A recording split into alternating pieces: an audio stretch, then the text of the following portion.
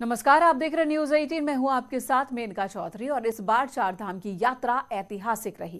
Corona काल के बाद उत्तराखंड में यात्रियों की संख्या ने अब तक के सारे रिकॉर्ड तोड़ दिए।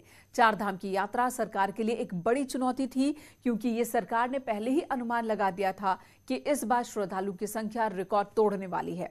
और हुआ भी ऐसा ही। चार धाम की यात्रा ने यात्रियों की उमड़ी भीड़ ने 2 साल से बंद उत्तराखंड के पर्यटन को फिर से पटरी पर लौटा दिया।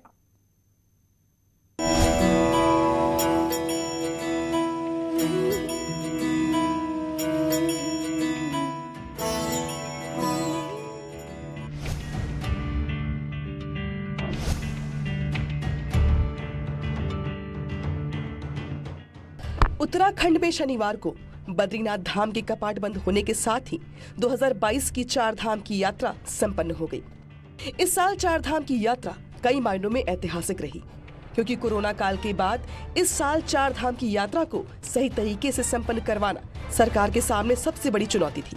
बावजूद इसके इस साल चार धाम में यात्रियों की संख्या ने सारे रिकॉर्ड तोड़ दिए।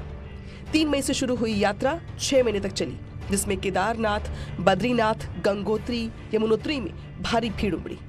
इन चारों धामों में लाखों की संख्या में श्रद्धालुओं के पहुंचने का सिलसिला जारी है। अगर श्रद्धालुओं की बात करें तो 45 लाख से ज्यादा श्रद्धालुओं ने दर्शन किए। करीब 5 लाख लोग अपनी गाड़ियों से पहुंचे। वहीं बद्रीनाथ में 18 लाख श्रद्धालु, केदारनाथ में 17 लाख श्रद्धालु, यमुनोत्री में करीब 6 लाख और गंगोत्री में करीब 8 लाख यात्री पहुंचे। ईश्वर की कृपा से इस वर्ष आप देख सकते हैं कि भारी भीड़ उमड़ने के बावजूद किसी प्रकार से कहीं कोई अपवाद स्वरूप कोई किसी प्रकार से अव्यवस्था नहीं उत्पन्न हुई।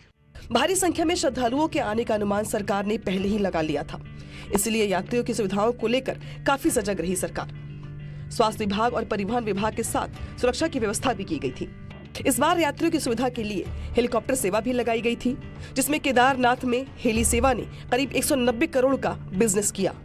अकेले सोनप्रयाग में पार्किंग से 75 लाख का राजस्व मिला है। बद्री केदार मंदिर समिति के अध्यक्ष का दावा है कि चार धाम की यात्रा को सफलतापूर्वक संपन्न करवा लिया गया। जैसा कि आप जानते हैं कि प्रदेश सरकार द्वारा इस वर्ष चार धाम यात्रा को लेकर के, क्योंकि हमें पहले से अनुमान था कि इस वर्ष भारी संख्या में यात्री श्रद्धालु धामों की ओर उमड़ेंगे, तो इस लिहाज से प्रदेश सरकार द्वारा माननीय मुख्यमंत्री जी द्वारा बद्रीनाथ केदारनाथ मंदिर समिति द्वारा जो यात्रियों की सुविधाओं को लेकर के जो भी इंतजाम किए जाने थे वो समय पर हमारे द्वारा कर लिए गए थे। हालांकि अब की बार चार धाम यात्रा में सरकार के सामने कई चुनौतियां भी रही, वो हम आपको आगे बताएंगे।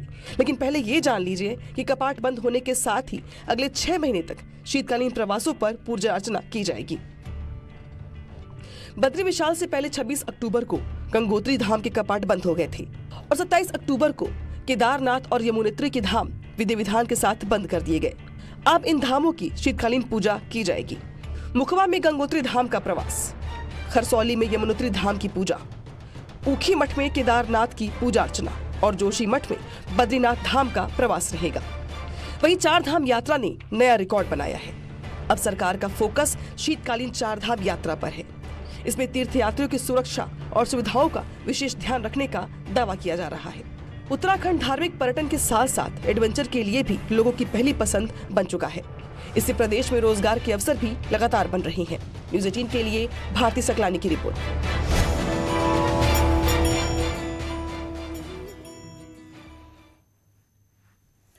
कोरोना काल के बाद शुरू हुई चारधाम की यात्रा में श्रद्धालुओं ने गजब का उत्साह दिखाया। सरकार के सामने यात्रियों की सुविधा और सुरक्षा को लेकर भी कई चुनौतियां थीं। वहीं बढ़ते पर्यटन के बीच सरकार को पहाड़ की सफाई की भी चिंता सताती रही।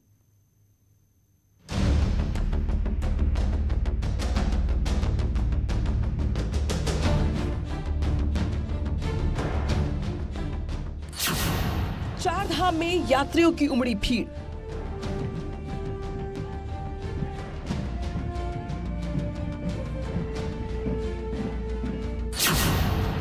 सफाई को लेकर लापरवाही बढ़ी।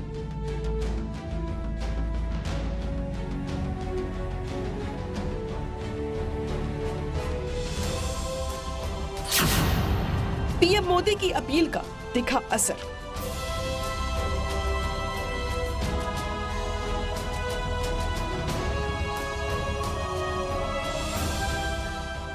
लोग अपनी चारधाम यात्रा के सुखद अनुभव शेयर कर रहे हैं, लेकिन मैंने ये भी देखा कि श्रद्धालु केदारनाथ में कुछ यात्रियों द्वारा फैलाई जा रही गंदगी की वजह से बहुत दुखी भी है। सोशल मीडिया पर भी कई लोगों ने अपनी बात रखी है। हम पवित्र यात्रा में जाएं और वहां गंदगी का ढेर हो, ये ठीक नहीं। कई श्रद्धालु ऐसे भी हैं जो बाबा केदार के धाम में दर्शन पूजन के साथ साथ स्वच्छता की साधना भी कर रहे हैं। कोई अपने ठहरने के स्थान के पास सफाई कर रहा है, तो कोई यात्रा मार्ग से कूड़ा कचरा साफ कर रहा है।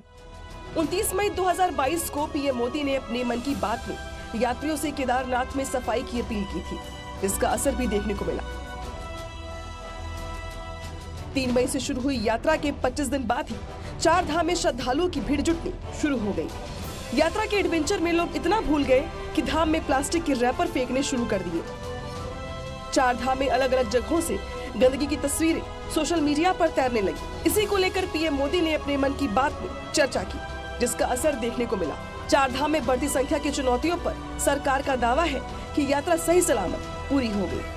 अनुमान था कि इस वर्ष बड़ी संख्या में श्रद्धालु आएंगे, भारी भीड़ धामों में उमड़ेगी, तो उन परिस्थितियों में हमारे समक्ष क्या चुनौतियां होंगी, उन चुनौतियों का भी हमने आकलन किया और उस अनुरूप हमने अपनी व्यवस्थाएं सुदृढ़ करी। यात्रियों को सुगम, सरल तरीके से, सुव्यवस्थित तरीके से यात्रा करने में कोई कठिनाई न हो, तो इन सारी बातों को ध्यान में रखा।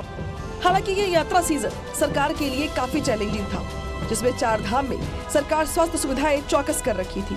बावजूद इसके 281 लोगों की अलग अलग जगहों पर मौत हो गई। वहीं शुरुआती दौर में श्रद्धालुओं की बढ़ती संख्या को देखते हुए केदारनाथ और बद्रीनाथ धाम में श्रद्धालुओं की संख्या निर्धारित कर दी गई। इस यात्रा में श्रद्धालुओं के लिए केदारनाथ धाम में हेलीकॉप्टर सेवा भी दी गई थी, लेकिन रजिस्ट्रेशन को लेकर काफी लापरवाही देखने को मिली। यही नहीं, चौपर हादसे में 7 श्रद्धालुओं की मौत ने भी कई सवाल खड़े कर दिए।